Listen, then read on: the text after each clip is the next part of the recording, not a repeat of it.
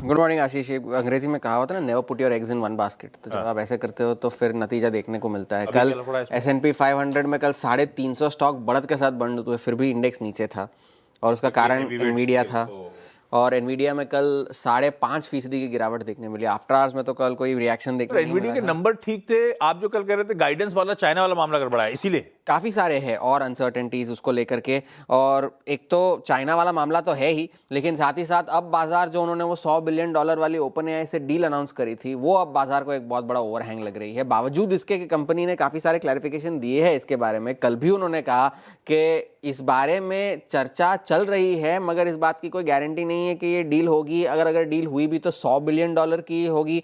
लेकिन बाजार को ये बात अच्छी नहीं लगी। दूसरी बात ये है कि ये जो केपेक्स अनाउंस किया है ये सारे हाइपर स्केलर्स ने, चाहे वो माइक्रोसॉफ्ट हो, मेटा हो, अब निवेशक इससे चिंतित है कि क्या इस $700 बिलियन के केपेक्स पे रिटर्न आएंगे, और अगर आएंगे तो कब आएंगे, उस बात की चिंता निवेशकों को है। और फैसेट के CIO जो है, उन्होंने भी ये कहा कि जो गाइडेंस उन्होंने दी है उस पर उन्होंने एक स्पेसिफिक तरह से बताया नहीं है कि ये आय जो है वो कितनी और कहाँ से आएगी। माइकल बरी जो कि जिनको बिग शॉर्ट के नाम से जाना जाता है, उन्होंने भी एक ब्लॉग पोस्ट में लिखा है कि एनवीडिया के जो परचेज ऑब्लिगेशंस है, वो परचेज ऑब्लिगेशंस जो होते हैं वो 6 गुना बड़े है एक साल में। जो अब $95 बिलियन है, पिछले साल वो $16 बिलियन थे इसी समय।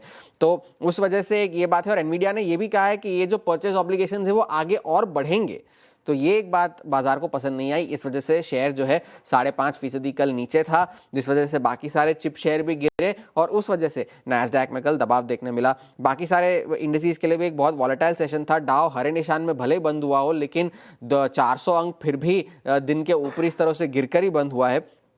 और रिकवरी भी अगर थोड़ी बहुत आई है तो वो इसलिए आई क्योंकि यूएस और ईरान के बीच में जो बातचीत चल रही है उसमें ओमान ने अब ये कहा है कि सिग्निफिकेंट प्रोग्रेस हुई है जिनीवा में जो कल बातचीत चल रही थी। अब अगले हफ्ते जो है टेक्निकल स्तर पर बातचीत होगी वियना में।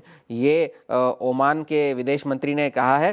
घूम घूम के बातें कर रहे हैं। हाँ, घूम घूम के पूरी दुनिया का भ्रमण कर रहे हैं। और लेकिन ईरान के जो स्टेट टीवी है उनके ब्रॉडकास्ट में ये कहा गया है कि जो शर्त रखी गई है यूएस की तरफ से कि यूरेनियम को एनरिच जो यूरेनियम है उसे डाउनग्रेड किया जाए या उसे देश के बाहर भेजा जाए, उससे साफ इनकार कर दिया गया है। ईरान ऐसा कोई कदम नहीं उठाएगा। और साथ ही साथ वॉल स्ट्रीट जर्नल ने ये खबर बताई है कि यूएस ने मांग रखी है कि तीनों जो न्यूक्लियर साइट्स है ईरान के उसे पूरी तरह से ध्वस्त किया जाए और न्यूक्लियर डील पे कोई सनसेट क्लॉज ना रखा जाए कि भाई 10 साल के लिए डील है, 15 साल के लिए डील है। अगर डील हुई तो वो हमेशा के लिए डील होगी।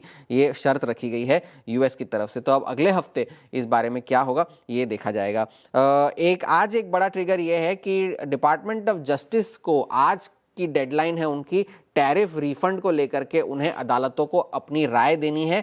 ये सुप्रीम कोर्ट ने पिछले हफ्ते ही उन्हें ये डेडलाइन दी थी कि 27 फरवरी से पहले आप अपने मत रखिए और ये बताइए कि अगर रिफंड्स देने पड़े तो किस तरह से दिए जाएंगे और कैसे दिए जाएंगे। कोर्ट ऑफ इंटरनेशनल ट्रेड के मुताबिक लगभग 2000 से ज़्यादा मुकदमे दायर किए गए हैं जिसपे फैसला होना है। और उसे पहले तो स्टे कर दिया गया था दिसंबर में जब तक सुप्रीम कोर्ट अपना फैसला ना सुनाए, लेकिन अब तक जब तक गुरुवार की बात रही तब तक डिपार्टमेंट ऑफ जस्टिस ने कोई जवाब इस बारे में दायर नहीं किया है। अब जिस तरह के समय में हम रह रहे हैं उसका एक किस्सा ये है कि कल जैक डॉर्सी जिन्होंने ट्विटर की स्थापना की थी, उनकी एक नई कंपनी है ब्लॉक जो कि फाइनेंशियल सर्विसेज प्रोवाइड करती है, उन्होंने कल घोषणा कर दी कि वो अपनी आधी वर्कफोर्स कम कर देंगे एआई की वजह से जो प्रोडक्टिविटी गेन्स उन्हें मिल रहे हैं। और उस अनाउंसमेंट के बाद स्टॉक 25% चल गया। इस तरह के समय में हम जी रहे हैं। तो ये एक बात थी। और नेटफ्लिक्स जो है अब वार्नर ब्रदर्स के साथ डील नहीं करेगा क्योंकि वार्नर ब्रदर्स पैरामाउंट पिक्चर्स के साथ उनका ऑफर बेटर लगने लग गया है। तो नेटफ्लिक्स के शेयरों में आफ्टर आवर्स में 10% की तेजी देखने मिली थी। तो फिलहाल के लिए ये सारा मामला है। फ्यूचर्स इस वक्त दबाव के साथ कामकाज कर रहे हैं। आज प्रोड्यूसर प्राइस इंडेक्स का आंकड़ा भी आना है। तो एआई और उससे रिलेटेड जो अनिश्चितताएं है उस वजह से बाजार थोड़ा सा दबाव में है। तो मतलब हैंडओवर जितना बुरा दिख रहा है उतना बुरा है नहीं। एक्स ऑफ एनवीडिया आप कह रहे हो बहुत ऐसा नहीं है। 350 स्टॉक इन गिरी नहीं थे एनवीडिया क्योंकि एक बड़ा स्टॉक जिसको लेकर अति हो गई है कोर्स करेक्ट कर रहा है, वो 5-5.5% का फॉल उसमें था। दूसरा ईरान के लिए, क्योंकि ये 10 दिन की डेडलाइन इस वीकेंड पे सामने खड़ी थी, अगले हफ्ते फिर से बातचीत हो रही होगी, लेकिन ये डेडलाइन मामला फिसल गया है ना, ऐसा कुछ डेडलाइन नहीं है। वैसे अब तो नहीं होगा, अगले हफ्ते जो थोड़ा सा बातचीत, कंफर्टिंग टाइप लग रहा है मुझे। इस वजह से तेल की कीमतों में भी थोड़ा सा जब मैं स्टूडियो घुस के आया था तब लग रहा था अरे यार यूएस का मामला गड़बड़ है, ये समझा दी। लेकिन फ्यूचर्स का मामला है तो गड़बड़, क्योंकि टेक हैंडओवर तो गड़बड़ है, हाँ, लेकिन लार्जली एक एनवीडिया ने वो स्पॉन्सर कर ब्रॉडर दिया मार्केट्स को अगर देखें वो तो ठीक है, लेकिन टेक शायद बाजार को फिर से दबाव में रखे। हाँ, वो टेक का